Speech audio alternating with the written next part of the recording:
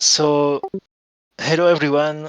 This is the very first episode of the K-Cast, the podcast dedicated to WLeague and Mahjong. And our host for today is first JB, Hello there. DemoKracker, and myself, the organizer of the WLeague. So first, I think that a lot of people might not know this, so we thought that it would be a good idea to start with that, is how the double league started and why it was created. So first of all, the double league started like in a very weird way. Like at the time when Otaku was starting the W League, was starting streaming, I was talking with him and I told him like it would be a good idea to have some kind of community tournament because we don't have one, and we know that usually having a community-based tournament is the best because the community knows what the community wants, and that's how the Owu Cup started because Otaku found that it was a good idea. The thing is, at that point, I wanted myself to do a tournament too, but since I had no knowledge about Mahjong, like I was like playing Mahjong for like 5 to 6 months, and I was like a nobody in the community, and that's when I started to watch M League, and was like, wait a minute, M League might be the thing that maybe the community want, like having some sort of long tournament and not a one shot one weekend tournament where you just play a few times and then it's over. And yeah, sorry. Oh yeah. So the M League, for people who don't know, it's a team-based league, basically like the W League, and it has some teams where there are some pros in it, and they do a draft to uh, to create their team. And if I'm not mistaken, after each season is done, uh, the teams that does badly has the possibility to release some players and then try to draft some new players, which happened with the well-known online player called Asapin. He was in a team in the Emling, and then the team he was in, didn't uh, didn't have as much result as they expected, so they released him, and then they drafted a new player. And the Emling is like a very long league. Like I think it's like twice or three times as long as the W League. It's a very long commitment. They play 3 games per day, like us, but they play every day, and we do that, but every week. So you can imagine the commitment. And that's how I came up with the W League. I wanted like a team-based tournament where the players in this Discord who are not used maybe to interact with the Discord because maybe they are afraid to sound silly or because of their rank or I don't know. And I was like, maybe it would be a good opportunity to gather up the users for from this Discord and then doing some team bonding, some new friends and things like that. So I came up with the idea. Then I went to Raf, asked him if I could promote the tournament, and then he said that we should maybe do this together. Like I can help you to promote it and be the face of the tournament, while you would be in the backstage, in the behind the scene. So we went with that. With the first season, he was streaming the double league in his own channel. Then we had season two. Things went bigger. So for season one, we had 36 players. Then is this Rough like is. So from season one we had 36 players, then season two we had 60 players, then season three we had 96 players, and then now we have season four 120 players, which is huge. And every time we try to add some new layers to the W League, like in season two we had some advanced stats, and I had the staff with me that would help me manage the tournament. Then in season three, uh, I think it was in season three that we added the Mahjong awards, and now in season four we went bigger and we had like a layout made by Xteen. We also have a trailer made by Cookies that is she's in chat right now. We have the Naga tab, which shows the score for each player, and we can then for our side we can analyze them and see like which player is overperforming in their pool, so that way we can manage to see if we can change how the pools are made or even move some players. So yeah, we evolve the double league more and more, and obviously we have some project for season 5, but we will talk about that in a little bit. So I said that I had some stuff with me, and that helps me to make sure that the bidding works correctly. And I think that we can let them have some words. So we have like right now we have DemoKracker, we have JB, who can maybe talk about why they joined the W League stuff and what are they doing weekly. So we'll start maybe with JB since he was the first to join the W League stuff. Hello, everyone. My name is JB. I hope everyone can hear me. Yeah, we can. Or as you may see me in Mahjong Soul as Matsumura. Um, I played W League Season 1. It was a fun time. Met a whole bunch of new people, even though I am perma adept forever, as I'm sure I will stay. But it was a fun time. And after Season 1, I kind of wondered what it would be like to help run this thing. Um, so I reached out to Kodo and asked him, like, "Hey, do you mind if I assist you and help with running W League?"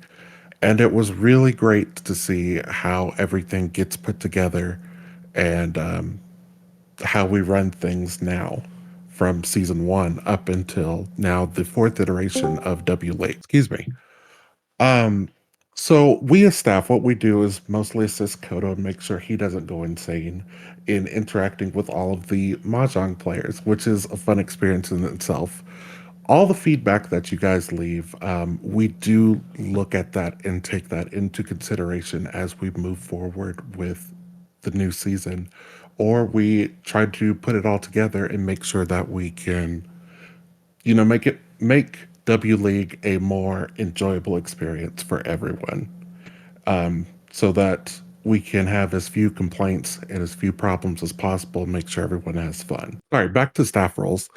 Um, my personal staff role, what I do is you will see me harass a lot of the captains for their lineups this year, or if we need a new role for someone, for example, I'm not sure. A captain's having trouble with their team or whatnot and can't reach out to someone. I try and harass them myself to see if they respond to me first. No, no harassment, but I try to talk to people if they need anything as far as team resources go or anything. And feel free to DM me if you guys need anything in league and you can't reach out to your captain or the rest of your team. I'd like to add to that that JB is known also as the W League FBI. It's not a title that I'm fond of, but I will try and talk to people if they're willing to talk and an issue needs to be resolved. So that's how I earned that title. But that's about all I have, and I enjoy my time helping with being a staff member, and it has really, really been fun watching this thing grow and getting to meet new people and talking to people who I would otherwise not talk to. And if you are an adept here now listening to this, don't be afraid to reach out to the higher level players. Most of them don't bite, I can confirm. So that's why it's fun to play in this thing. Be a community, talk to players you may not think to talk to, or if you see that celestial player or saint player who you're thinking, I really, really have a question for them, but I don't know if they're gonna chew me out or whatnot. It's okay. It's all right to reach out and talk to them. Yeah, thanks for your for that, JB, for joining the W League and your explaining what you are doing for us for the W League. And now I will leave the rest for DemoKracker. So DemoKracker is the newest, one of the newest with Chunman who joined and Psycho Freak who joined the Vedic staff. So I will leave DemoKracker explaining what he does for the Vedic this year. Yes, I tested the bot. Well, we tested the bot together.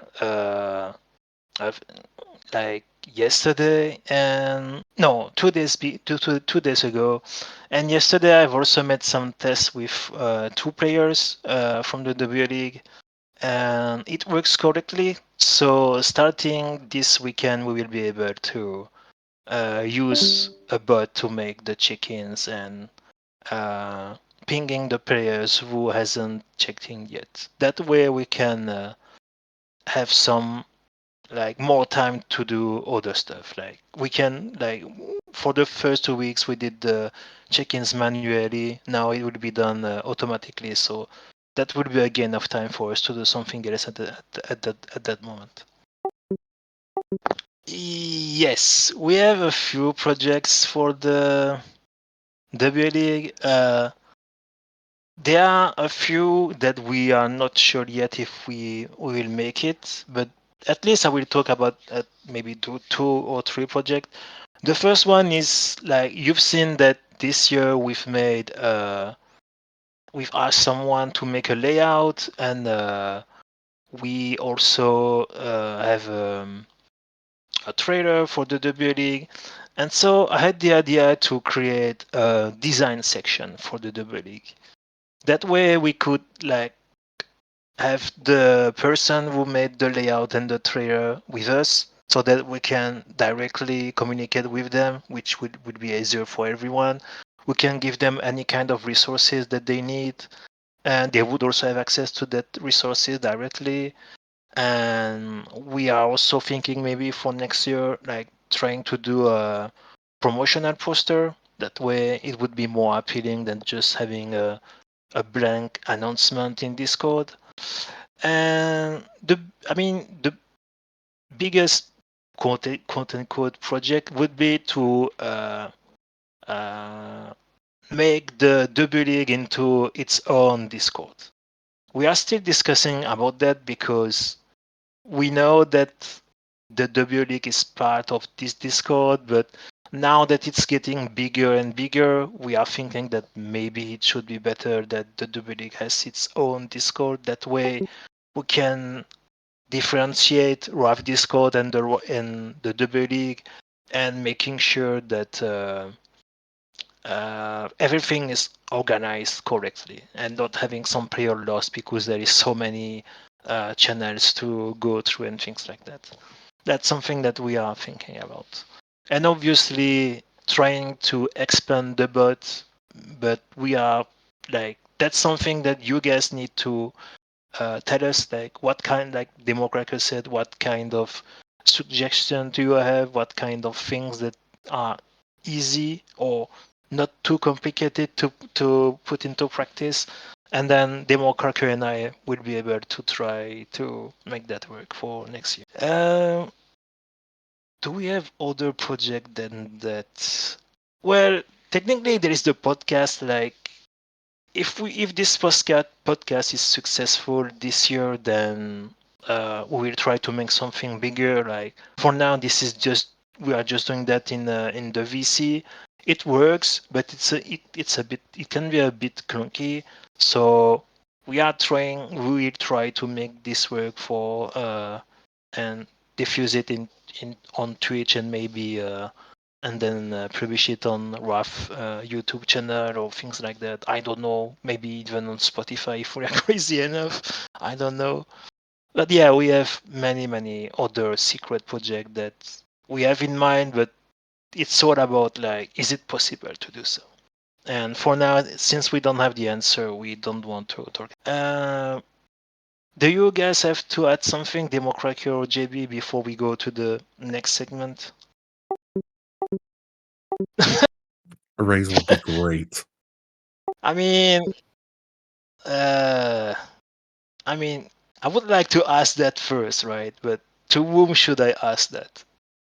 While you're thinking about that and considering give us a raise, we can present our next guest. We have nothing else to add. Yeah, I mean, Zetira said something interesting, like 10 times 0 is 0. So that's in a sense a rise, right? But yeah, I mean, that's also a fair thing to say that we are everyone is doing that like we are doing that as a volunteer work, like we are doing this in our free time. So if you see that some information are not available as soon as possible, just leave us some time, right? Don't like if we are Sunday and the stream ends, don't ask us directly when will the Naga score will be available in the spreadsheet. Like leave us some time, let us breathe. Like otherwise, I'm being forced to provide that the same day, while I could have just maybe breathe a bit and do that tomorrow. So for things like that, be patient, please. Uh, so yeah, no rice. Sorry. Yeah, so now we can go with the next section, which is talking about the first 2 weeks of the W League. So we will show a few things that happened in the W League, and then we will have Kurly who will talk about his own experience of the W League and uh, as a captain, as a player, and maybe more. So I need to find the. So that's table trees. Okay. So first of all, we'll show the. This is uh, a huge thing that happened in week one. Let me share my screen so that everyone can see that. So as a context, this happens in week one. So we have Venice, AMPD, Mommy, well, let's say Morning, and Anapub. Uh, and this is quite a close game between every player who are from second to last place. And we have AMPD, which is very far away from everyone. And then we have Venice, who has that insane high pie. And I was in the commentaries table with Mob and Navitas, and I was saying, "Look at this. This could be. This is Asian 10. This could be Sanshokura. Like, let's say they draw 3 pin or 5 pin. That's Sanshoku chance. And then we have this sad draw, and then here is the 5 pin. So we were like, oh my god, this can happen. Like, this can be a huge hand, and this can like uh, be a game changer. So they are waiting on 3 6 pin, and we see that there is 2 6 pin there and then 1 3 pin. So there is 5 tiles left, and this is a turn 3 Richie. So we are expecting that this is going fast. Usually this should be at sumo by maybe turn 9 on 10, maybe 12 or 13 if they are unlucky. And then I will fast forward. So unfortunately they missed this Toranko. So we continue, and we see that the players are still trying to play their hand. We see that Anopaba is like Ishantan, and AMPD is trying to Mawashi season. Like he didn't discard that much dangerous tile. So now Venice there are 5 pin. It's not that tile.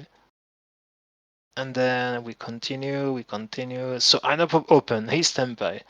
And at some point I'm seeing like I remember that I'm seeing like imagine that Venice says turn 3 Richie, this huge hand, and then we have Anopop that chasing for Tanya. Imagine a turn 3 Richie that might lose to a Tanya Nomi. That would be insane. And then Anopop draws a bad tie, so Demawa Shiba discarding 2 man. And then we still don't see any 3 pin 6 pin. This is turn 12. No one drew a 3 pin or 6 pin. So like then I was like, what's happening? Like why? Where is the 3 pin and 6 pin? Still nothing. And then we continue, and then one 6 pin, and then a 4 pin. That's not it. And then no, not that one. I think it's the next turn. Yeah, 6 pin. So here I was like, if I'm Venus, I would be pissed. Like turn 3 Richie and I'm not winning. What's happening? And then he has one draw left. So imagine if he doesn't get that draw, and then he gets the Takame for Oyabaiman, which is insane. And then the games goes like that. So now there is a battle for first place and second place. And now there is a second one that wasn't shown on stream. So I think that not that many people knows about that. But we had a Yakuman last week, and this is a pretty insane Yakuman. Oh, uh, I don't know. I think that in season 3, season 3, Raf didn't participate it. I think in season 2 we had 2 or 3 Yakuman, I think. We had 2 Daisongen, and we had a Kokushi, I think. So we have... Oh yeah, we will go. And this is... Yeah. So we have this. We are watching this in Tim's point of view. Everyone will understand why soon. So he's playing his hand like usual. Then we see Oya discarding a Rianman, which can be like why they might have a fast hand, but that doesn't. And then we see 6 pin. We're like, okay, they might be Honitsu. Why not? But and Tim has a good hand. He's 2 Shanten, so he can fight. And then we see 2 pin. Okay, that can be maybe Chitoi because he discarded 2 pin. And then the hand continues. Then we see South. Okay, shouldn't be an overflow, but that's fine. And then we continue 8 pin, and then Chi by Kamicha, and then we continue the hand. And then so this was a turn 5 Kokushi Tenpai from Oya. And then this happens. So unfortunately, Tim is like last by a lot, and this is basically game over at this. Yes, that's the fun fact. So that Lurser did shifted the flow so that Tim would like they had a good hand. Like there is no way to think that Night Saw would do it, especially when Night Saw passed here. The fact is Dealer was Tenpai after this Night Saw passed. So Lurser saved himself by 1 turn, which is crazy when we think about that. Yeah, so now we will introduce our guest, which is Kurly. So, Kurly, can you present yourself? Hello, everyone. How's it going? Glad to be on here. Thank you for inviting me to be the first guest on the KCast podcast. Really excited to be here. Thank you for accepting the invitation. So, you are known for being the captain of freewheeling, but that's not your first participation. This is your third time. And you participated in season 2, and I think that the first thing that everyone noticed and you will remember for that is your wheel. So before talking about that, maybe we'll show a clip about that. So this is from the draft for this season. So you have this huge wheel, which I will let you explain what it does while I'm running the video. So this wheel is an evolution of the wheel based on how you guys decided to do the drafting for this year. In previous years, it just had the names of the players in the pool, and I would just roll it to get. It would just land on whoever it would be, and I would get that player for the pool. But since you all did a bidding system for it, I had to get creative, and ultimately we came up with this system. I actually really like it because it's way more interactive. I get to play with the wheel a lot more. There's a lot more tension going on of am I going to get the player or not? Am I going to fold out? Is someone going to try to upbid the wheel by 300 points? You don't know. They're just, it was definitely more exciting. I really liked it. And like, I have one question about that wheel. Like, uh, what made you think about drafting with the wheel? So the idea of the wheel basically just came from when I joined in the W League in season 2. I didn't know anyone really. So like to give a brief like origin story for like how I even like joined this league was on the first day I streamed Mahjong, and this is like maybe 2 weeks into like me streaming at all. Wrath came into my chat and said hi. And I was so excited to have someone come in to like talk about Mahjong because it was a new hobby that I was getting into. None of my friends played it. I was just kind of in my own like pocket doing it. And so Wrath was telling me about, walking me through some of the plays I should be doing. I'm like bronze room at this point. And after like a couple of minutes, I asked him, "Oh, cool. You seem really knowledgeable. How good are you and how good am I in like the scope of everything? Because I have no idea." And he's like, "Oh, at this time, he was like a top 10 player on the Mahjong Soul server, which like blew my freaking mind." So found out that he streamed, joined in, and then once I saw that the W League thing was happening, I was like, okay, this seems really fun. Way to like, play Mahjong, get to get my name out there, hang out with people, get to meet new people. But I was still like very new to the community. I didn't know anyone. I didn't know who was good or bad. I didn't want to do any research. It was basically all the same to me. So I decided to just spin a wheel on it, and people loved it. I had a lot of fun with it, and we just kind of kept it from there. I have a question. Piggybacking off your last statement, did you use a wheel to decide if you would accept being a guest on KCast today? Just curious. No, despite what all the rumors you're all saying, I do not use a wheel for most of my other decisions in my life. That would be way too chaotic. I just had to ask just to clear up anything. And coming back to the wheel, like since season 2 and like this, it's been 3 seasons now. The wheel is like part of the League lore. What is your feeling about that? Oh, I love it actually. I think it does mean I have to keep doing the wheel, and if there is ever a time where whatever reason I can't like participate as a captain for one reason or another, the wheel may be gone. I may have to convince someone else to do the wheel. So that would make me sad if there was a season without a wheel. So as long as I am here, there will be a wheel team going. And it's honestly been great because it gives me an opportunity to meet a bunch of or hang out with a bunch of new people, like get invested in players I normally probably wouldn't even like know or be on my radar. Yeah, that's definitely fair. Like, I mean, the wheel can also like match you with someone that you wouldn't expect, and then it can create some great friendship from that. Now about your team. So I will show your logo on screen, and we wanted to ask you like how you came up with your team name and your logo. So, despite how I get all my players, once we have the player set, I actually do a very democratic process. I allow everyone like a couple of days to suggest a name, and then we vote on it. And whichever team gets the most votes will get picked.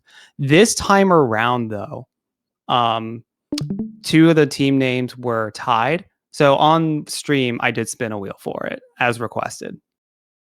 And what was the other team name, by the way? So this one is freewheeling, but what was the other one? The other one was one that I came up with called Spin to Win. I did strongly urge the names that people suggested be wheel related. Ah, I see, I see. It wasn't like a hard requirement, but it was more of like a nudge, win. Come on, man. Like, let's do it. And I've seen that, I think it was LPY, we said that in the Captain channel, that I think the wings come from something from baseball or NBA, I know, some sport related things, I think. Yeah, the original logo is very, very, very inspired by the Detroit Red Wings, which is a NHL hockey team. Oh, okay. It kind of pans out because my wife is a Detroit Red Wings fan. So, and Oh, I see. I make the logos based on the name that we come up with. So we came up with freewheeling, I came up with a few other concepts or mold around a bit, but the idea of having the wings with like the freeness of it, that was kind of where it went. And I just threw this in the chat. Everyone loved, or in the group chat that we made, everyone loved it. So we just went with it. So after the you talking about your team name, I will leave DemoKracker the question about what about your weekly routine as a captain. So one, I am actually really ecstatic with my team. The wheel picked a really good one for me. The vibes are pretty good. Admittedly, I am probably not one of the best captains in terms of like the team rallying the team. I consider my role more janitorial than anything else. And honestly, this is just because I have a lot of other things going on where we have I have the stream that I'm doing every week. I have the DC Ricci Mahjong Club that I started up. There's just a lot of other things. So usually in between, I let the other players coach each other, kind of encourage. If someone has a question about what should I have done, encourage people to speak up and offer suggestions. But beyond that, most of the engagement that I do is ensuring the schedules are set up properly. I think that's probably the most important thing, just making sure that people can play at the right times that they want to. And most of the engagement that I do is when I do either the live streaming of our games, if I am playing that week, or the afterwards streaming on the following day if I'm not able to make that week. So, I mean, to be honest, the chat over the last few days has been kind of quiet. So I'm not the most engaged in that aspect. But during the time when I'm streaming, it is getting my full attention. Oh, you gave the opportunity. I was gonna ask that a bit later, but I think I will ask that now. So you're talking about there's not that much communication right now. So my question would be like, as a captain, how important for you is team bonding and communication? I think it's really important for the lower level pool players. It's most important for them because they're the ones that are going to get the most out of this. For all of like the pool 2 and plus players, this is just like another mahjong thing. There's like minor things they can do here and there, but they know what they need to improve on. Where the pool 5 and 4 players are the ones that could like probably need the most improvement, and just giving them access to a high level player who is invested in their growth is really important. So on the last stream that I did where we watched our pool 5 player, there was a lot of things that they could have worked on for their game. So I made my notes clear within our group chat. The VOD of just my live reaction will be available on my YouTube tomorrow, and I just try to like.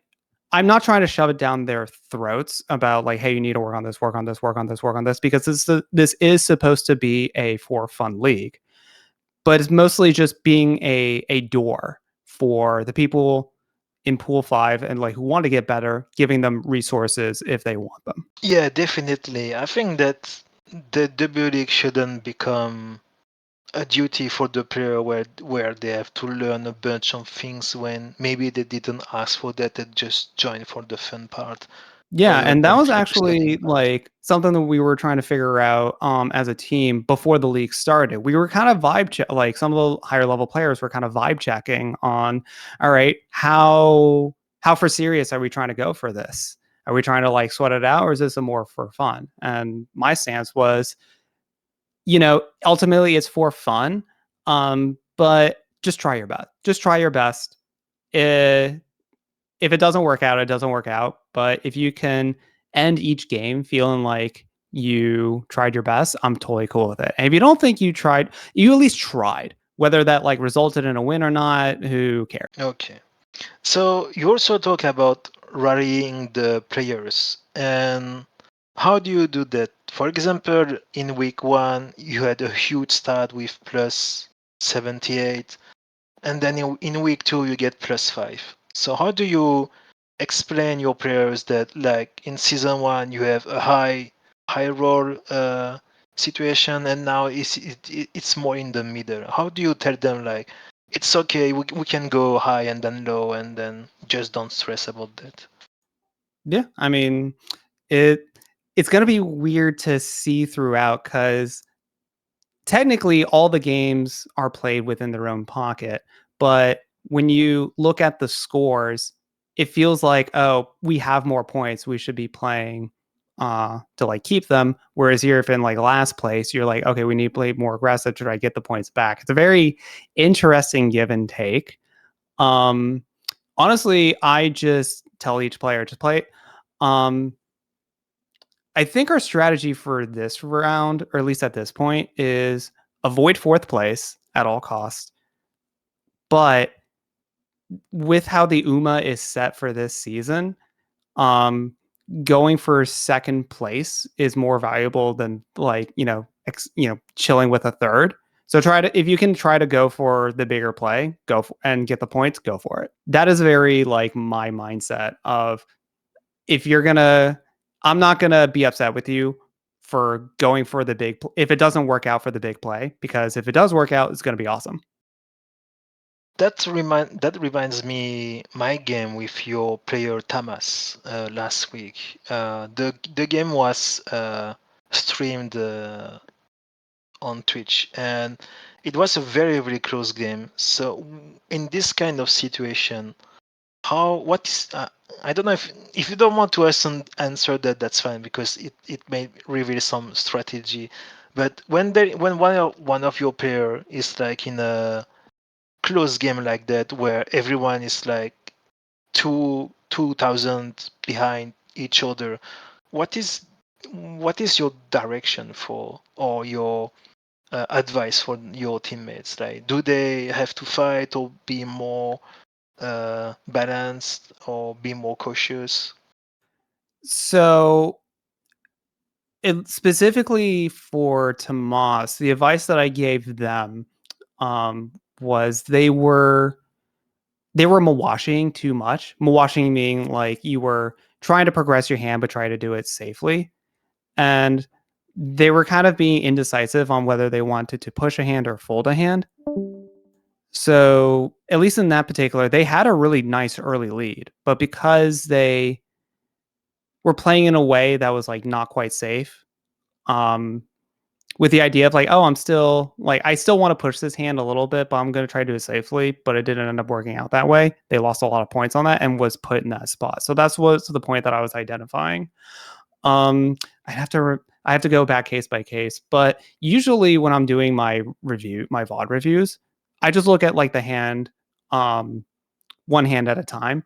And yeah, there are some instances where I will suggest, well, in this scenario, because we are behind, maybe we go for this play or go for this risk, or even, that's kind of one of the reasons why I do love Mahjong is it's so contextual, and trying to just, that's one of the fun bits about doing this W League, is that we get to sit down, look at the look at the game, look back on it, more like a 2020 thing, and say, oh, maybe we should have gone for this strategy of, maybe not trying to win the hand, hope someone else gets hit and go for that. And there's just a lot of different ways that you can go about the hand. I will also like point out that I never think that I'm the best player in my team. I am specifically pool 3 for a reason. And that's actually a little bit that I need to work on is if when I'm doing my VOD reviews, if it's for like a pool 0, pool 1 player, I'll look at their plays, and sometimes I'll just default to, yeah, that was probably the right play, on the idea that, okay, they're just the higher ranking player, they must know what they're doing, instead of actually taking my time to think for myself and say, wait, is that actually the right play? Because even though I am a captain, the captain is more just the facilitator. Doesn't mean I'm the best player. So I'm also learning alongside all of like the pool 4 and 5 players in my team as well. Fair enough. Fair enough. Does anyone has any question? Either JB, DemoKracker, or chat. Oh yeah, absolutely. It's in my name. For Twitch, it's all right. There it is in the chat. We have Twitch Kurly_TTV. You can find me on Twitch. You can find it on YouTube. I do have a Twitter that I post to occasionally, but you don't have to worry about that. It's mostly just Twitch and YouTube. I try my best to stream at least once a week, ideally on Mondays for Mahjong, and any other time, it's whenever I'm feeling it. Thank you very much for being a guest for us today. We appreciate having you. Thank you so much for having me on. This was a Yeah. lot of fun. Good. Thank you I very like much. talking about the process. So now we have 2 other guests for the Naga part of the podcast. I will leave JB present them. We have Navitas and Panda. If you two would please like to join us. Yeah, hey JB. We were going to talk about for the next segment, we were just going to sort of go over a little bit of the basics on sort of Naga, since might be the first time a lot of people are using Naga with all the logs being run this season. So doing that with Redpandamaster. Yep, sounds good. So I think the first thing that we should talk about is like the different. Wait. First, what is Naga? So Naga is an AI that can analyze your game. It also has the ability to like play itself, and it hasn't played in a while, as far as I'm aware. But like when it was playing, it was like stable Tendon on Tenho, which is pretty close to as high as you can. It's just one rank short of the very highest rank on there. So a very strong bot, and it's got you can show your game to the AI, and it will recommend like what you should discard in each of your turns. There's a couple different AIs that there are access to. There are free ones. Naga does require a subscription service, which we'll talk about in a bit. But for that subscription service, I think you get a little bit stronger of an AI compared to some of the free options. Yeah, I wanted to clarify one point. So I think the Naga that played on ladder hit Tendon, but its rank was stable 8.4-ish, and the newest Naga is estimated around 9.4. Of course. Yeah. Not. You should definitely refer to Pandamaster for the stats. He's the one who knows that a little bit better than me. So yeah, 9.4, I guess. 9.4 also not bad, as it turns out. Yeah, so just to clarify what Dan is, so in Tenho, the rank goes from newcomer and then 9Q to 1Q, and then it goes to 1 Dan to 10 Dan, and then 10 Hoi. So it's a bit like the Karate Dan and things like that. So yeah, now I will leave Red Panda talk about the different subscription and what this NP means. So when you subscribe to Naga, you get to pick your subscription level. So you're basically paying the yen that it says on the screen, and you get a certain amount of Naga points, which you can redeem for reviews or some of the other services Naga has. For example, the simulation service. The thing about Naga is Mahjong Soul logs are more expensive because you have to run each hand individually. So if you want to run a Mahjong Soul hand or a single Tenho hand, it'll cost 10 NP. And if you want to run a full Tenho game, it'll be 20 points for a Tanpu and 40 points for a Hancho. Yeah, and talking about the logs, so I've opened already a Tenho game. So for players who plays in Tenho, the way to enter the log is you have to enter the log in game in Tenho, then you have to click this arrow, and then you go to Edit, mglog, and then I think you should take this link. And then if you have a subscription to Naga, you would have something like that. Wait, is it show no screen? No, wait, I should maybe share my worst screen then. Okay. So if you have a subscription, you should see something like that with the different variant of Naga. We'll come to that later. That represent your Naga point for the month, for next month, what you have actually, and then you put your link here, and then it tells you how many points you will use for this log. So now we'll go to the main subject, which is like how to analyze a log. What, like when you see something like that and you never use Naga, for example, what these buttons are, what these white lines are, why some lines are maybe blue or red sometimes, what everything means actually. Yeah, so if we, I guess just starting with the buttons on the top right, those buttons are sort of how you, starting with the top ones, the first 3 rows going from it on the top are all just variations of advancing the log through decisions. And they sort of get more powerful as you go down. So if you click the very top button, it has like a left and a right, so you can just advance or go backwards. And if you click on the top one, it'll just go exactly 1 discard in advance. So you can sort of, if you click it a few times, you can see. So yeah, you're clicking the second button down. So the second button down is kind of the next powerful one. So like if you start on the very top, Here. the top row, yeah, that'll go. Oh, that one's hands actually. Yeah, see, I can't Yeah, quite it remember. advanced the The hand. bottom one is the smallest. Right. Sorry, I can't actually read the the kanji as it turns out. I'm trying to remember. Right. So the top one is advancing hands. So if you want to skip through hands, you can click on the top ones. And then the button below that is kind of the one I usually press the most often, which is it skips to your next decision, which is usually like the next time you've drawn a tile. But if there's an option for a call, it'll skip to that call. And then the option below that one, so the third one down, it would skip to your next decision that Naga disagrees with. So if you made a bunch of decisions in a row, you can skip through those and just skip right to that sort of highlighted decisions. And then finally, the very bottom one is like the slowest, where you just advance like 1 tile at a time. Yeah, so these are the main buttons where we have to use to navigate the log. So now what are like maybe these? And then that way we can also explain the different Naga's variation. Yeah, I can go over that. So the one with your name is the one that lets you select which player to view from. So you can look at the perspective of someone else. Underneath that, there are 4 different buttons. I think those basically, so there are some white lines underneath your hand.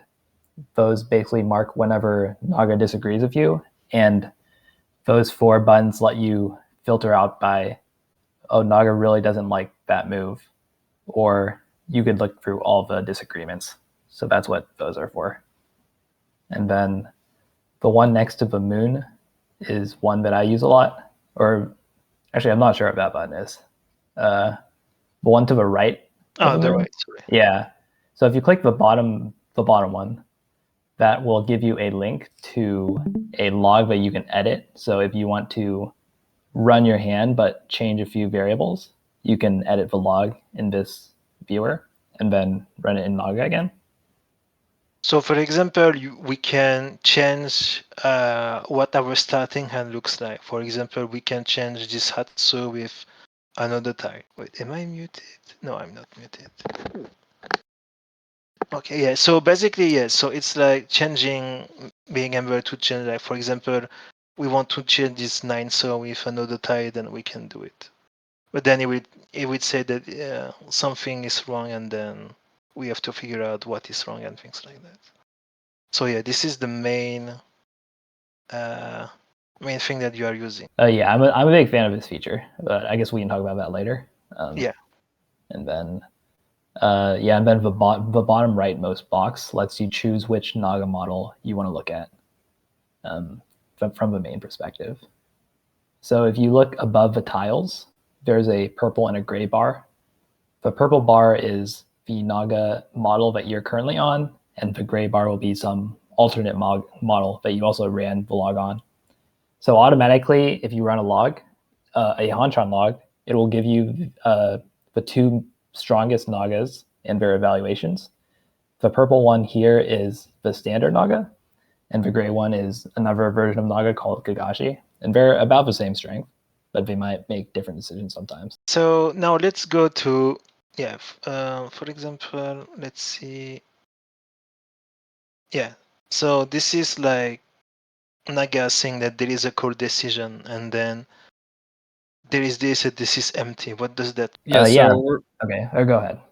I was just gonna say, so when you're looking at a call, so right now we're considering this 2-pin here. If you're looking at it, it'll show because 2-pin only has one way to call it. It'll show the tiles like how Naga's considering to call it. In this case, you can only call it one way, which is with the 3 and the 4-pin. If there was, say, if the discarded tile was like a 4-pin instead, there would be 2 options that show up. They would show like, I guess, sorry, that's a bad example. You can't. Sorry, I have a different example. I was thinking we had a different pins here. If we had like a, sometimes there's multiple ways to call. If we had like a Monzu draw, but yeah, if there's multiple ways to call a tile, it'll show. For example, here's one. Yeah, so there's here it shows that you can cheat with 8-9, so 6-8. So yeah, and then so each way to call it will be separately sort of evaluated, and it will have a bar for how much it likes the call. And so the larger the bar, the more it likes the call. And then there's a line in the background, which is the halfway point.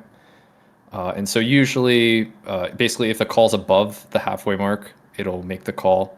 It can sometimes get a little bit more complicated with that if there's like multiple ways to call. And so you can have like, 30% call this way, 30% call a different way, and then 30% pass. It can get a little complicated. But for the most part, for most decisions, it's just you kind of look at the call, and if it's above the halfway point, it's a recommended call by Naga.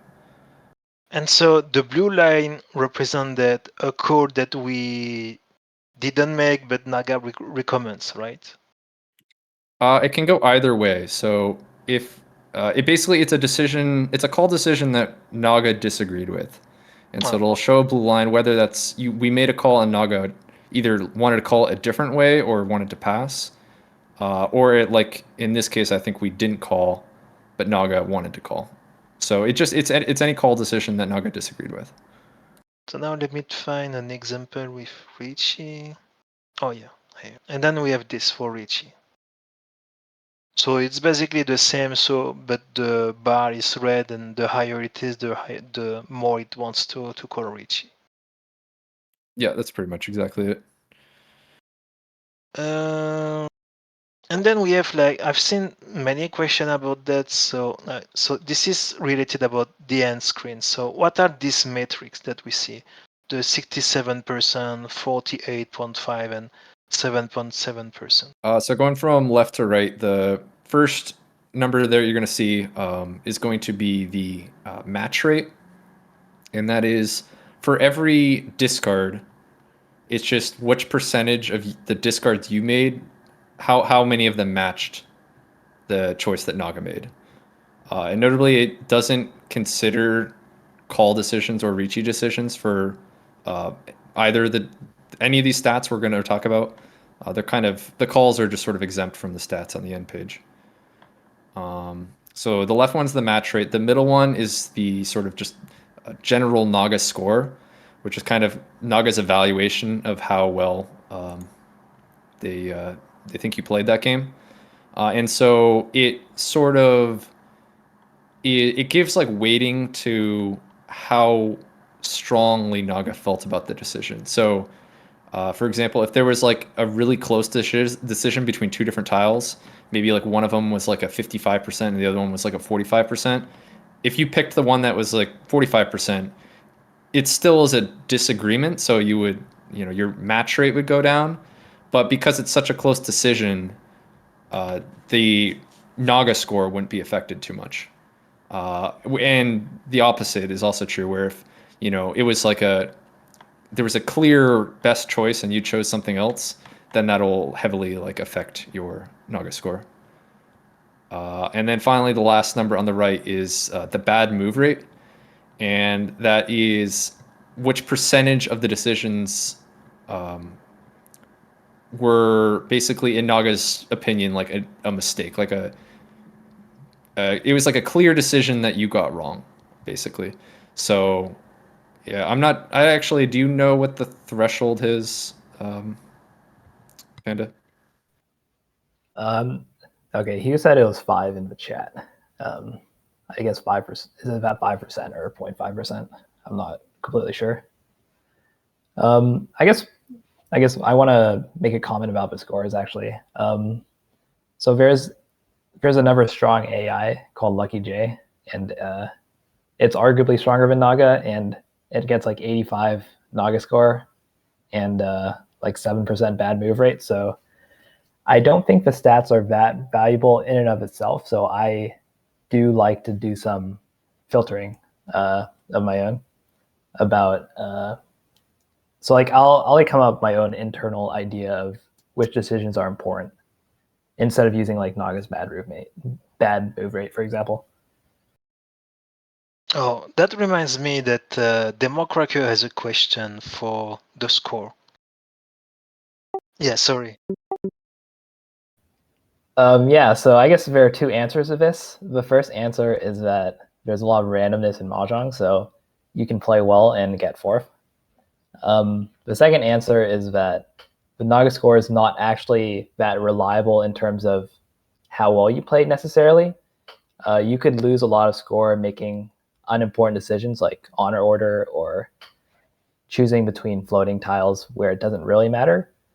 But if you make like one big mistake in like push fold, that is more important than like 6 other mistakes you made. So I'd say those are two reasons why it might not match up. Yeah, the Naga score, it's not really it's not really a good indication of how well you played. It's just how closely your decisions happen to match Naga's. So it's not really all that important. It is kind of fun though. You can track it, but I don't take the numbers too seriously for sure. The other thing about the numbers is like it's gonna vary like a bunch depending on the game, because basically like one hand where you're having like a bunch of like choices of like folding, like with like you have like 5 different tiles that you're considering to fold with.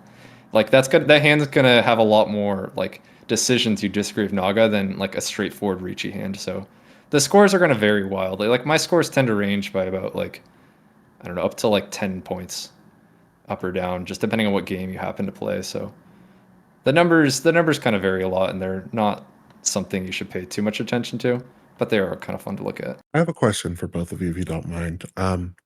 As a lot of you in the community might know, I'm a silver room player and I've been there for a long time. Naga seems like an awfully powerful and somewhat intimidating tool. Would that help someone of my level get better at the game, or would it be more for someone of a much higher caliber who is looking to fine-tune their playstyle? For me, I think my recommendation is there is a free alternative, which is a Mortal, which I think we can link to. That it's I think Mortal's pretty strong. I do think that like there's a Naga, in my opinion, is a little bit stronger in some sort of niche cases, but you can get a lot of the value out of Naga with Mortal, and it doesn't have any like subscription service, so you can just use it as much as you want for free. And then if you find yourself using it a lot and you want to try out Naga, it'll be helpful for anyone, I think. But I would say the differences between Naga and Mortal aren't as important when you're sort of just trying to really nail down the basics. I think any of the AIs are gonna nail down the basics pretty well. And then we can sort of talk maybe more later about like how you can sort of use the AIs to try to improve. But I think you can, at a more beginner level, get most of the value out of just the free Mortal. Yeah, I definitely agree that Mortal's a great free option, and like even past the beginner level, like to high levels, I think you can just like I think it is a bit of a marginal benefit to use Naga instead of Mortal, because they do agree with a lot of decisions, and Mortal's also very strong in and of itself. That's a great answer. I mean, I guess for me personally, I think it is, but maybe I'm sort of the more extreme use case where like, I've been studying with Naga for like maybe like probably over a year at this point. So I don't know, like I'm really invested in Mahjong, and for me, like the marginal difference between like Naga and Mortal is worth paying for. I get a lot of use out of it, but it's really just going to depend on a case by case basis how much you use it. You can also like there is different subscription options, so maybe like you might want to, for someone it might be worth just like subscribing to the lowest model and just running a few games each month. But it's just gonna kind of depend on how you want to try to use AI. Yeah, I guess I want to highlight maybe two other small benefits of Naga. I think the biggest one is it is easiest to modify a log and then run it in Naga. I think that's easier than doing it in Mortal. I know you can do it in Mortal, but from what I've seen, it's more complicated. I guess the second one is I think the UI is better for Naga than Mortal, though Killer Ducky recently made a free AI for Mortal. That's a good thing that you talk about that, because Lambda Data had a question. You already answered half of it. So his question was, at what point should a player consider paying for Naga over free options like Mortal? And what feature does Naga have over other AI? So you already mentioned like modifying a log and then see how it goes, but at which point a player should consider to go for Naga? Yeah, I mean, I don't think it's necessarily a like skill level thing. I know there are like all the top players in Mahjong became top players before Naga existed. So, and Naga is trained on those players. You can get better without using Naga. So, I'd say it's just more if you like what Naga has to offer and you think you want to use its features and you'd use it a lot, then you could try spending money on it. I see. So I've two questions for Naga, and then we will go for your own experience about Naga. So has Naga has any flaws? Yeah, I don't think there's any AI yet that is perfect. In my opinion, like all the AIs still have room to improve for sure. It's kind of still pretty new. I think AIs like they haven't been around all that long for Mahjong, and I just think there is still some rooms to improve. In particular, I feel like Naga isn't perfect at reading other players' hands. It is quite good at it, I think, and it's like pretty good at making like push fold decisions, but there are some cases where like it won't sort of realize, like for example, like you maybe as a human you can look at someone who's called 3 times and like figure out that there's only like one possible Yaku that would complete their hand, and like the tile you're considering discarded would be that tile. Like there's only like one Yaku high left. So it's not like perfect at reading hands, I don't think. And then maybe the other weakness is in like the all last, like the final hand of a game. I feel like sometimes it'll make decisions that don't seem to make sense, where maybe it'll go for like a more greedy line where you don't necessarily need the extra value to accomplish your like overtaking condition.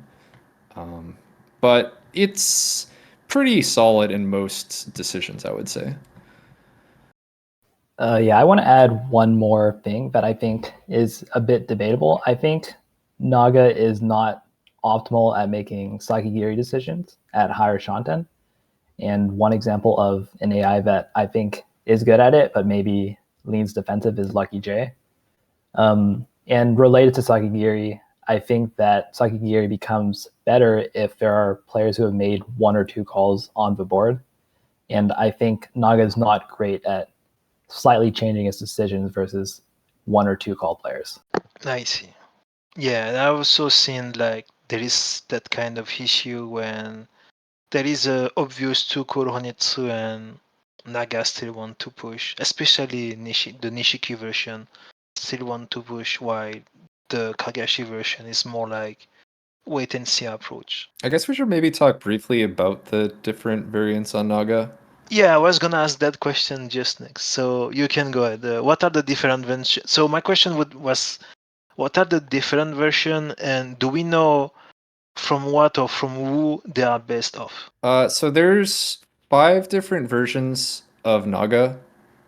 2 of them are only used in like Tompu or like East only games. And I don't have much experience with either of those models, so I can't really talk too much about the differences.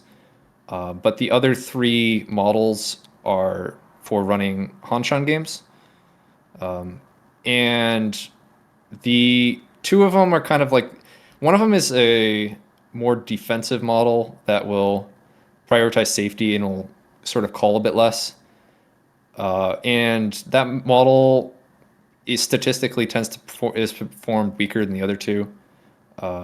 So I think I mostly don't pay too much attention to it. I think there's so that model's a bit weaker, and then there's 2 other models, which is sort of the default model, which would be like Nishiki, and then a more alternative model to it, Kagashi, and those 2 are much similar in strength. I would say Nishiki tends to try to go play a bit more for like like keeping the hand closed. It tries for recheat. I think it tends to push. Well, it's a bit hard to say between the decisions, because there's some cases where Nishiki will, like, I've seen Kagashi like Sakagiri more aggressive than Nishiki, but then Kagashi I've seen will maybe push more from Tempai than Nishiki. There's a bit of small differences, but the main difference I would say is in calling. That's kind of the biggest difference, where Kagashi will often call more aggressively than Nishiki does. I don't know if you have anything to add to that. Yeah, I guess I'll answer the question about who the Naga models are based off of. So we don't know exactly. We know that Futoshi, who is a triple 10 OE, so his data is used for one of the models called Omega. I think 100% of his logs are used to train Omega, and 33% of Nishiki or standard Naga's logs are Futoshi logs. And we know that the standard Naga is based off of at least 3 players, and we know 33% is from him. And then Kagashi, we know, is based off 1 player, but we don't know who it is. That's interesting. So we don't know who it is, so it might. So I hope that one day we will know who it is, and that way we can like find some pattern with that player and Naga. Oh, so who is saying probably Asapin? Yeah, I could see that. Yeah. So I guess to highlight, I guess a few decisions that match up between Asapin and Kagashi. Kagashi is known for not doing head start Richi with some bad weights with Dora 0 or Dora 1, which Aspen also does, and is also known for calling a lot, which also Aspen does. I see. So now that we know basically the basics of Naga and how it works, I will leave DemoKracker and JB to ask you some question about you personally, both of you, how you use Naga, why, when, and things like that. Yeah, so the way I use it, I definitely I do have the highest level subscription.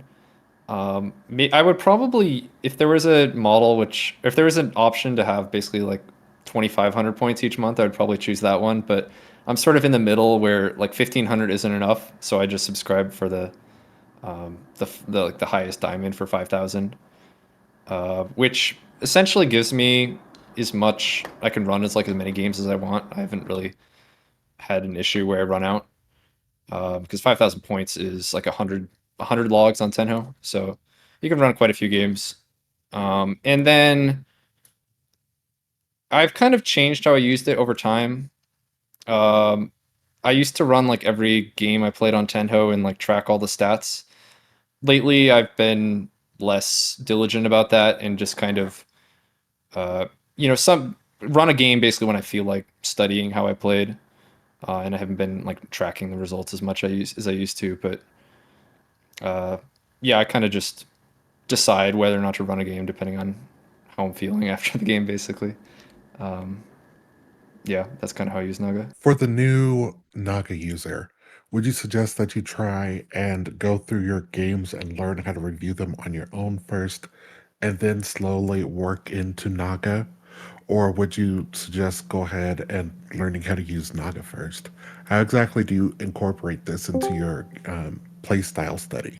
Yeah, I guess I can answer that. So I think the way I use Naga, I would also encourage to a lot of newer players. So by that I mean I don't like to focus on every decision that Naga makes necessarily. Sometimes I will do that, but usually I want to focus on the most important decisions.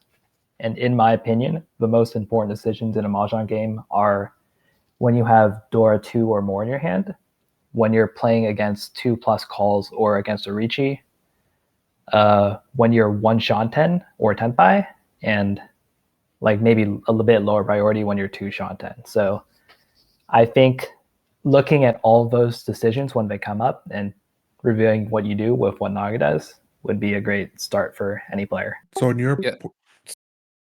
Sorry, go ahead.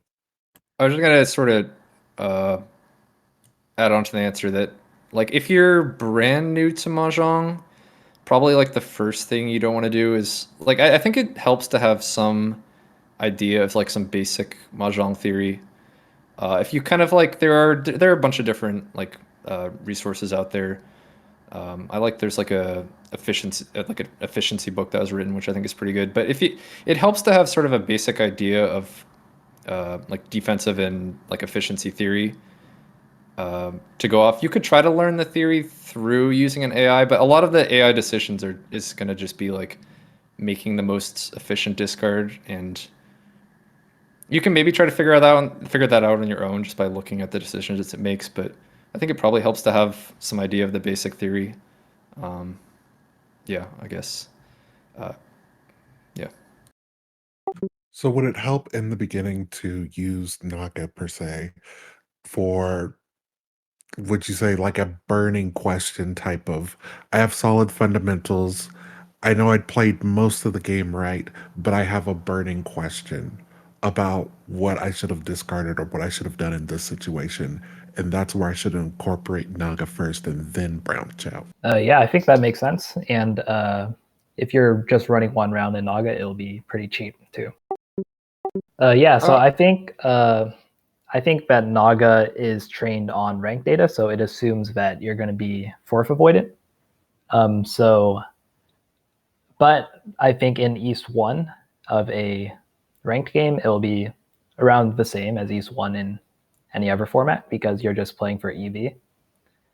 So basically, if you think the incentives might change the decision for your league game, maybe you modify the log and set it to East 1, and it'll provide a better answer. Yeah, I definitely think that I'd say like I agree that it definitely is for fourth avoidance. I agree with everything that Panda said. I just will say that I think probably the majority of decisions will be the same, regardless if you sort of change the incentive to be fourth avoidance or a more like flat UMA split that we have in like W League. A lot of decisions are just going to be kind of like basic efficiency decisions, and or like if you're making defensive cuts or Sakigiri, I think a lot of the decisions will probably be the same. Although if you're looking at like, maybe a specific push fold decision, the UMA could definitely change the answer, and maybe you want to keep that in mind when you're looking at Naga.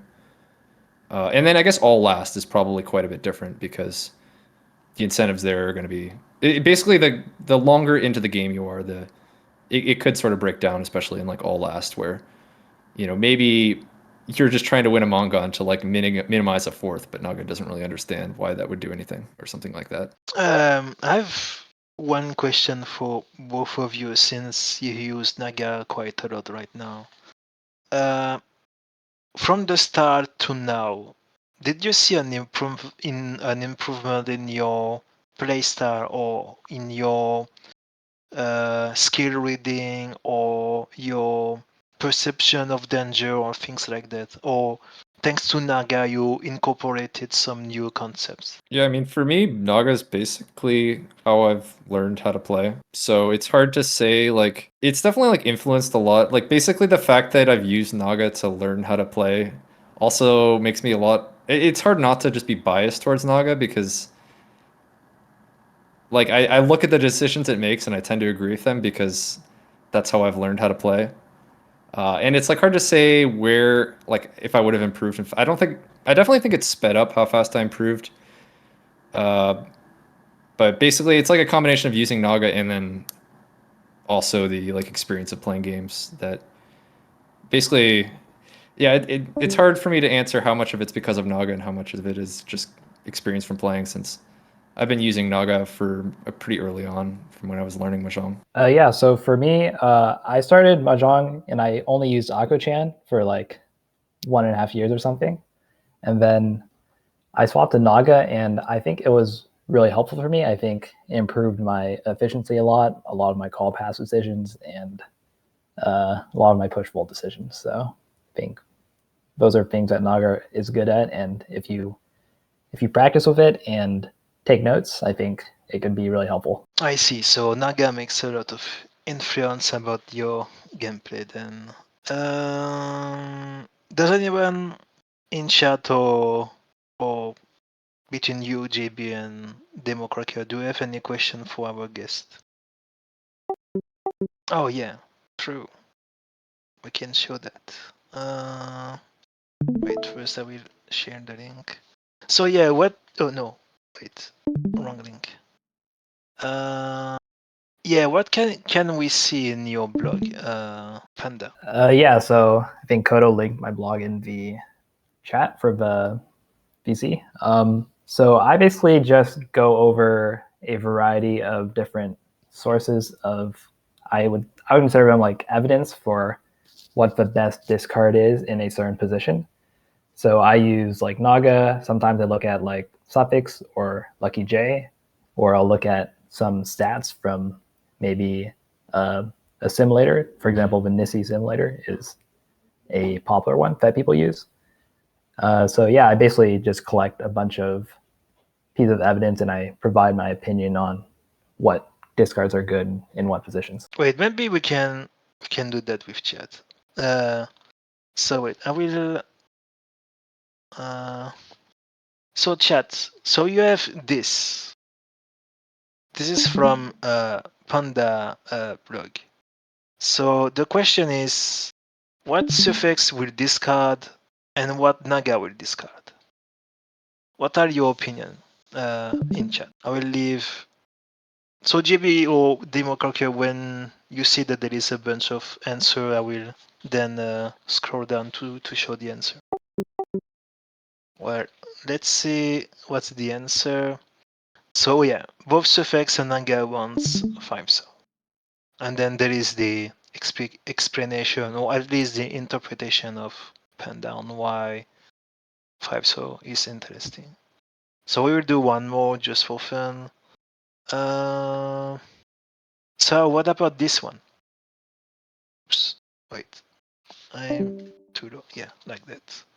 So what about this one? Which would be the ideal discard? And I think this is also like a good opportunity to see if you have the same kind of intuition when and hand reading when it comes to decision like that. Like your hyper is like, or a few turns later your hand is like kind of garbage, and you have to try and see how you can play that. And I think this is interesting to like take some screenshot like that for a game, and then a few days later you come back to it and then see, oh yeah, this hand I didn't know how to play that. Now let's see if I can answer that. So what's the answer on the chat? And JB and DemoKracker, what are your uh, intuition on that? In this case, I would go with 3S, but my opinion probably doesn't mean much. And you, DemoKracker? Okay, so let's see. So yeah, Suffix wants West and Naga wants 5 pin. and there is a 60% confidence versus West. So that's interesting. Yeah, so that's, and yeah, how often do you update your blog with new articles? Is it monthly or when you have the time? Yeah, it's mostly just when I have time. I want to. I do have some articles planned, probably more on Pushfold, but I'll get to them at some point. Okay. Well, yeah, go ahead. Yeah, I will put his Twitch channel. So in chat, no, not here, here. We got a shot. Yeah, so sometimes you can see that he stream Mahjong, and this is one of his clips. This is what you can expect in his channel. No, I'm sorry. I'm here. I'm here. I had forgotten to hit push to talk, but I'm back here. Okay, Yeah, okay. so I stream over Navitas 1472. Recently, I demoted down from 7 down to 6 down. So while I'm climbing back up to 7 down, I've been lately kind of streaming a lot of Tenho with. Actually, I've been doing a lot of Naga review on stream. So if you're kind of interested to see how I use it, you can check out my stream. Lately, I've been doing a lot of review of my own games of Naga afterwards. Yeah, so in my opinion, there are different levels of evidence that an AI decision provides. So I think that depends on how the AI is trained, what the position is. So I think there is a lot that goes into it. So it's hard to give a simple answer. Yeah, I think I kind of agree. It's hard to say for sure. I could give maybe I could give one specific example of a spot where I disagreed with Naga recently. So I think I ran one. So we didn't mention this before, but there's another feature in Naga called the Naga simulation. So the Naga simulation lets you give the dealer a starting hand, and then it randomizes the other three players' hands, and it has Naga play against itself for however many times you want it to, and you have to pay points to make it play, let's say, 1,000 games or something. And then the simulator gives you what option between two discards was better over those however many games you ran. So because Naga is trained to copy players, sometimes Naga will make a different decision than what the simulator suggests is right. And this is one example where I think usually the simulator is a higher level of evidence than the Naga discard. So that's one example of we understand how the simulator works. We understand how Naga is trained. So because I understand those things, I came to the conclusion that the simulator is better for certain hands and positions. Just quickly, I just found the report from a simulation, so I will show that on screen quickly to show what it looks like. So it's something like that. So we see the starting hand. Oh, I think this one is running right now. Anyways, so this is the starting hand, and then this shows what happens if East is discarded, and this shows what happens when 9-pin is discarded. And then we see that if we discard East, then our average, I think that's the average rank, is 2.26, and if it's 9-pin, it's 2.24. And here it shows the different placement rate. So by discounting East, we have 31% chance, 31.1% chance to be first, and things like that. So it can indicate like when a tile is better than an other tile to discard in certain close situation like that, which can be very useful. And yeah, I think we've talked about anything needed for Naga, at least in the basic level. We are not going too deep into it for now. So Navitas, you will stay with us since you wanted to talk about some things related to the next segment. So thank you, Panda, for joining the the Kcast episode 1, and thank you for your wisdom when it comes to Naga. Yeah, no problem. Thanks for having me. So Thank the you very much last, for joining us. Sorry. Go yeah, ahead. no, go ahead. No Thank you very much for joining us. So now this is the last segment. This is a segment that will be recurrent for each episode, and it's called The Staff Teaches Mahjong. So each time we have an episode, we'll talk about some uh, things related to Mahjong generally. So it can be advices, it can be Mahjong terms, it can be advices or resources to learn Mahjong. And Navitas had some, I think, if I'm not wrong, you had some advices that you wanted to give to in this podcast. Yeah, I was thinking just sort of pick maybe a few topics for each episode and just maybe give a few bit of advice. Nothing in depth where like I don't really want to talk about any specific decisions, just kind of general advice I've found useful that I've picked up while playing. Yeah, you can go ahead then. All right. So I was thinking for the first sort of advice, I was going to sort of generally talk about Dora, and I kind of have a few pieces of advice, starting with just remembering to check what the Dora is. It's especially important when you're playing without tips, but even when playing with tips, you want to just be aware of what the Dora tile is. And the best way I've found to do that is when a new hand starts. And this is kind of specific advice for online play, although maybe some of it can apply to in person as well. But the very first thing I try to do when a new hand starts is just look at what the door is. So if you're playing on Tenho, while the hands while the hands are all being dealt out, I'll just sort of look where the tile flips, and then it'll flip, and I'll look at the door and then look at my hand. And the reason I like to do it in that way is once you start looking at your hand, you're going to get very distracted by a bunch of other stuff as you're trying to interpret your hand, and that's where you get in the problem of just forgetting to ever check what the door is. So that's my first sort of piece of advice. The next general tip is that it's Dora is incredibly strong. I think most people know that, but maybe it's even stronger than some people realize. Where your thought like early in a hand, and even really at any point, is if a door is possible to use, you should try to use it. So, for example, if you have just like a random wind that's Dora, you should your thought should be like, oh, how can I try to get this in the hand? Like, let me keep this Dora and try to pair it up, and now I have Dora pair. I feel like it's a common mistake I see that people will try to discard the Dora too early, maybe thinking like, let me drop this Dora before, like say you have like a Dora that's also a Yakuhai or like a dragon Dora. I've seen people like try to cut it early, like maybe if I drop it early, yeah, I can cut it before someone pairs it up. But I prefer to think about it as I want to hold this as long as possible, and then I get to be the one who pairs it up.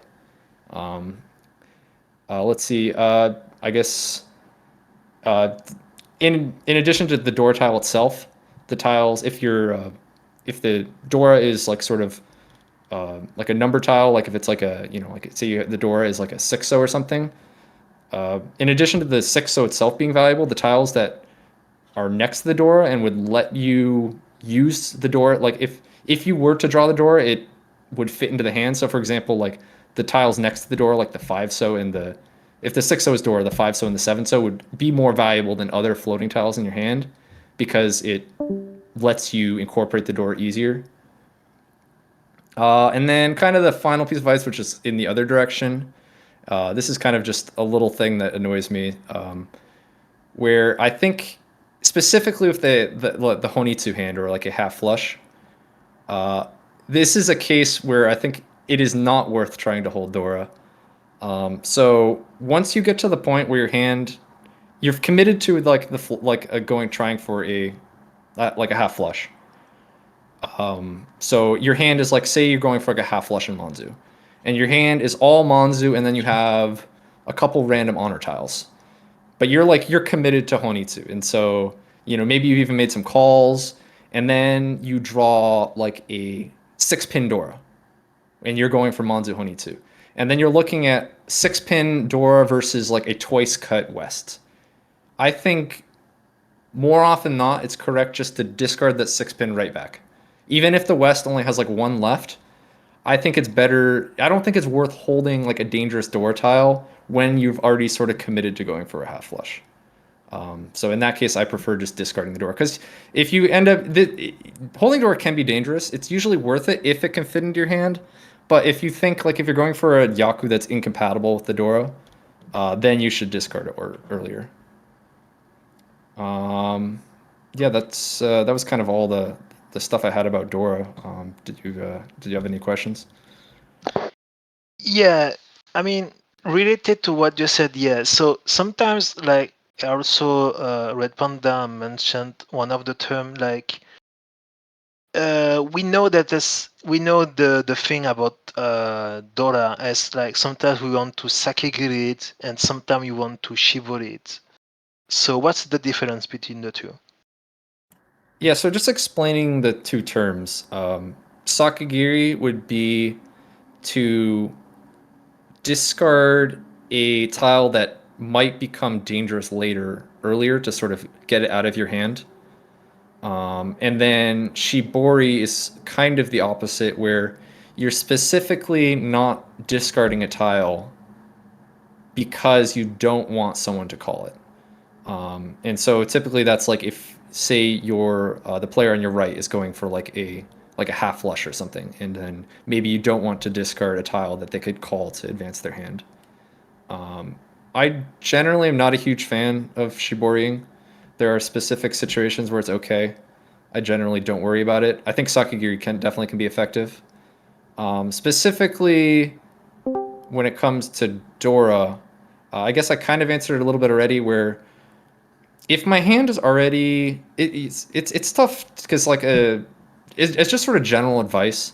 I prefer to try to greed the Dora and hold it as long as possible rather than Sakigiri it. But of course, there are hands that I would Sakigiri Dora. Like if my shapes are already all set and I already have good value and I don't need the Dora, then I would maybe Sakigiri it. I see. I have a quick question, if Yeah, I go may. ahead, baby. Yeah, sure. If I'm going to Sakigiri something because I see it's not useful to my hand, but it may become dangerous, does that usually mean that I'm going to break efficiency? Yeah, I think calling it Sakigiri, like if it was just the most efficient discard, I wouldn't really consider it Sakigiri. I think the fact you're calling it Sakigiri is like it's usually you're maybe taking. Usually, it is a sacrifice to efficiency, um, and so you're usually giving up something. It's like a bit of a trade-off. So usually you're sacrificing a bit of efficiency for a bit more safety in your hand. Um, I don't know if that answers your question. It does. Thank you very much. So that was all I had on Dora.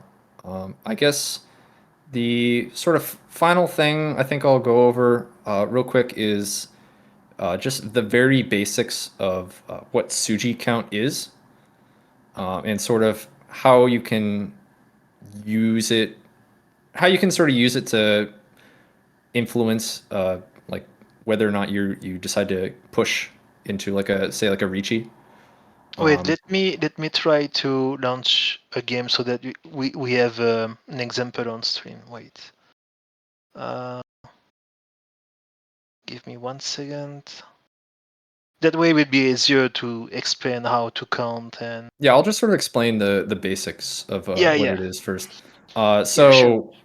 Suji being the theory of like the tile sort of 3 away from a tile is going to be safe. So it's the most basic sort of defensive theory, where like if you see a 6 is passed, then the 3 and the 9 are going to be safer, because it protects against the Ryamen weights. And then what the Suji count would be is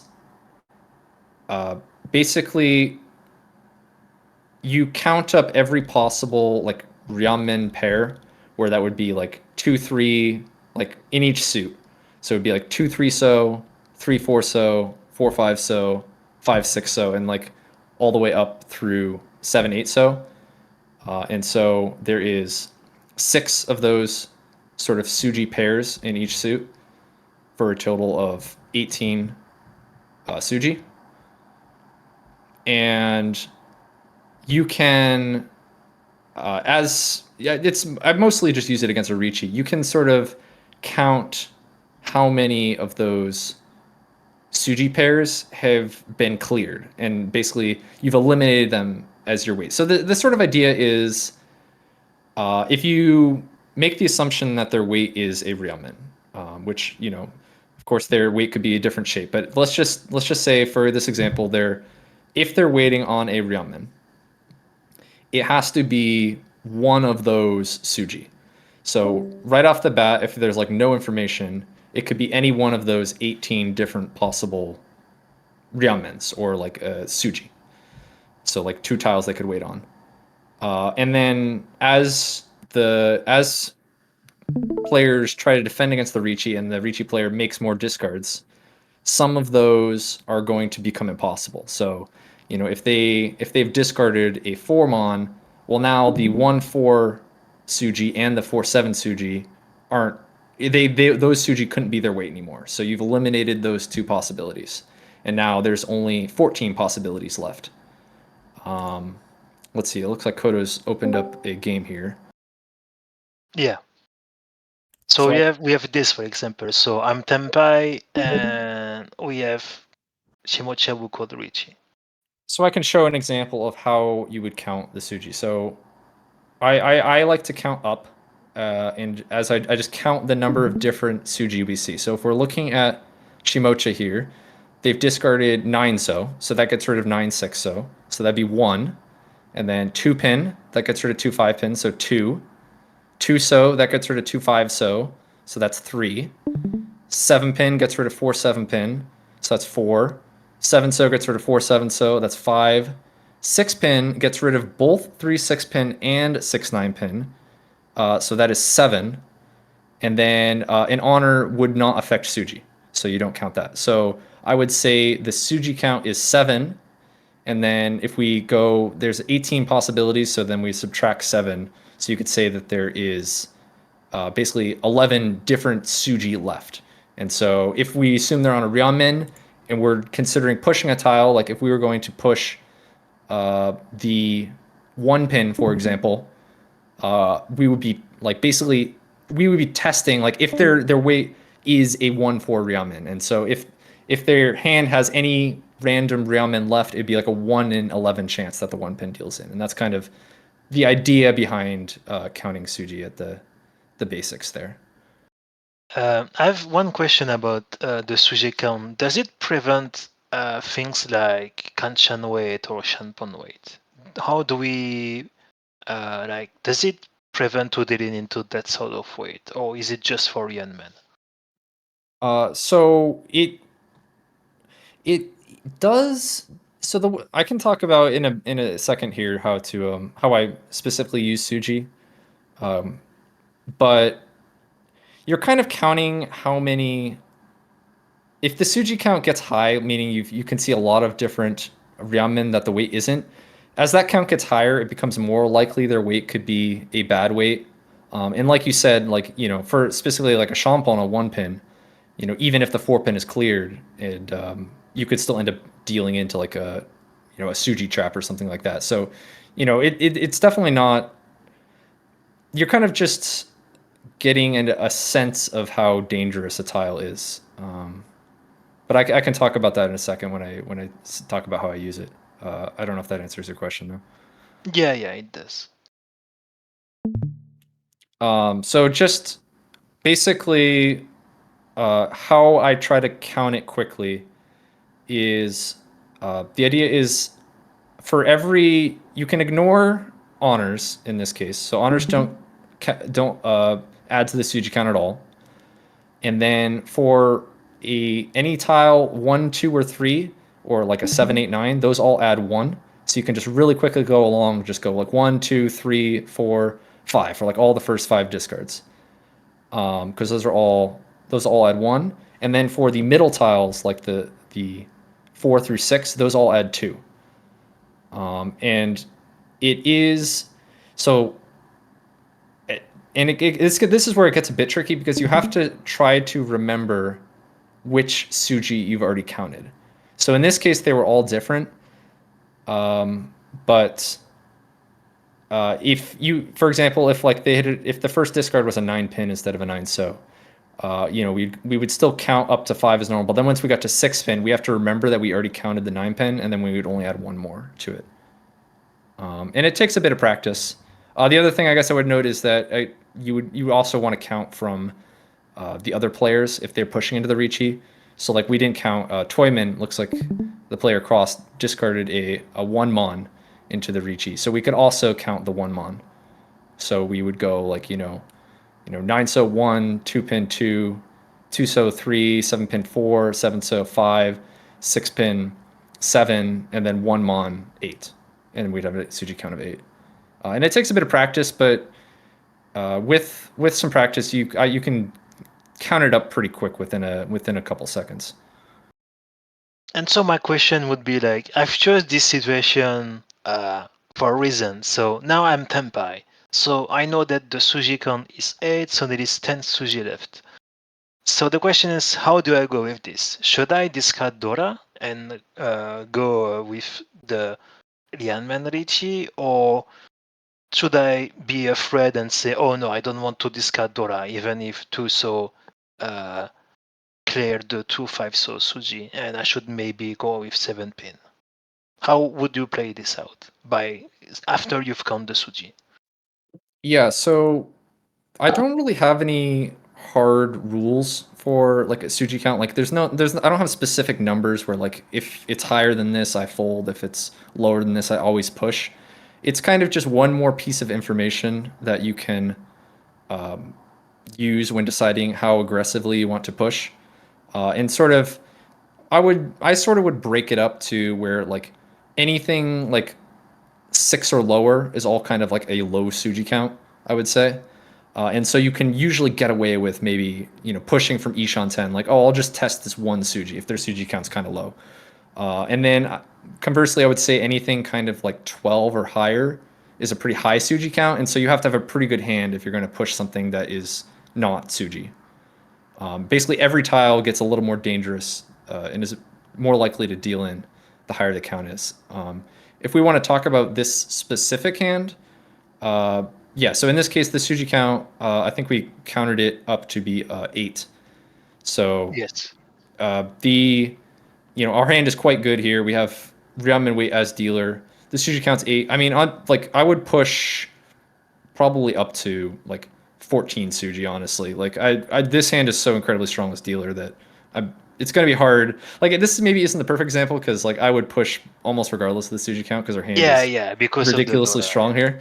Yeah. But yeah, the fact that the Suji count is only like 8 definitely would make push even better. Okay. And yeah, we should definitely jam the door here. I guess whether or not to Riichi is kind of a different decision, but maybe that's getting a bit off topic.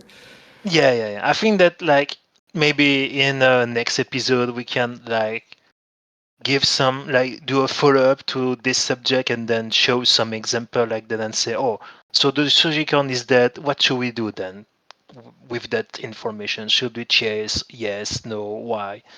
That could be also a good thing for next time, if this is if everyone is interested. Yeah, I just kind of want to go over the basics. If you ever hear people talking about Suji count, or if it's like, all often while I'm streaming, I'll maybe just like, I'm talking about a decision, I'll just say, oh, it's a pretty low Suji count. I'll just go ahead and push this, and it's like that's what I'm talking about. It's just how many of those tiles have been cleared.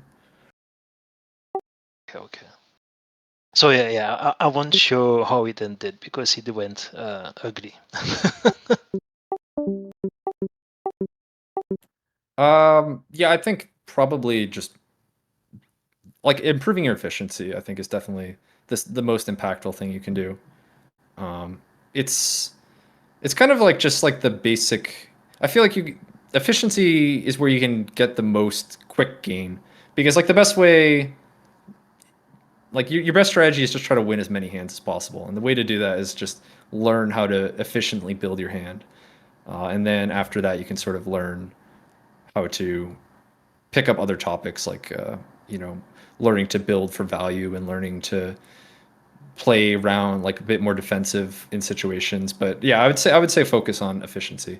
And there's a couple different ways to do that. There's like a there's like an efficiency book, which I think there's like a PDF source to. Yeah, the one that Panda's talking about, the Uzaku Yeah. tile efficiency, I think I is will request a it. good way to learn tile efficiency.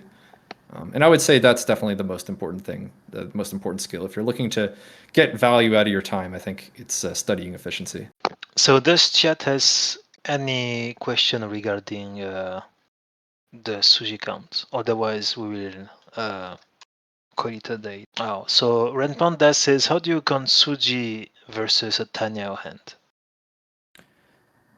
So I guess if you specifically know, it's kind of like as he asked this question, I realize I've never thought about this, but I guess it would be if you're counting how likely tile is to deal into a hand that you read as Tanya. I guess you would just discount all. Yeah, why don't you answer that for us actually, Panda? Because I've never thought about this. Yeah, I guess if you know the answer, Panda, you can directly answer it in VC if you have the answer. Oh, he's typing. I don't know the answer. Seems fair. For me, I think counting Suji against an open hand is like I'm not at the point where I can process that information. It's probably a useful skill to maybe do against an open hand where you can have an idea of how likely a tile is to deal into an open hand depending on their Suji count.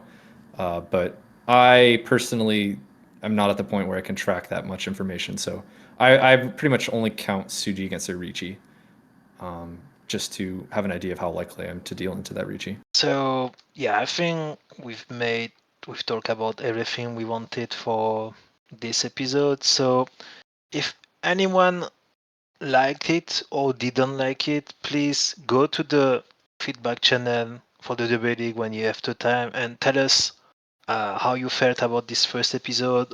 And if we have something to improve, let us know. We will work on that for next time. Ideally, we want to make this a weekly episode, once every week, at the same day and same time, and we will have ideally the same amount of guests each week, from 3 to 4, and talk about different topics. Like if you guys tell us that you like that, we already talk about it, DemoKracker, JB, and me, about the kind of topic that we want to talk about next time. We have a bunch of things to talk about. Like Mahjong is very deep, and then WWE is a self content, a content that self expand by itself. So we have many things that we can talk about. So if you are interested, let us know, and we'll do our best for each episode when they come out. So again, I will say a big thank you to Kurly, Red Panda, and Navitas for our guests for this first episode. And obviously, DemoKracker and JB for helping me with this podcast project, the Kcast. No problem, Kodo. Like Kodo said, if you're still here, please go to the feedback channel. Let us know how we did. If you guys like this, we will try and make this a weekly thing. If there's something we can improve, or if there's topics that you would like to see here on the Kcast, we will try and incorporate those here and find guests to talk about them.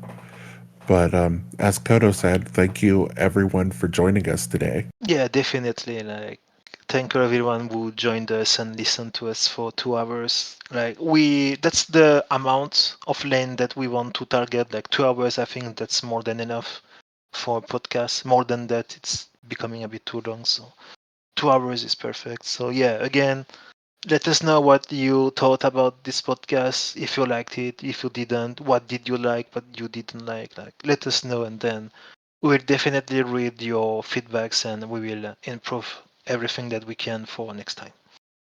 Uh, any last word, DemoKracker? No problem, no problem. So hopefully see you next week then. Thank you, everyone. Thank you, everyone, and see you later.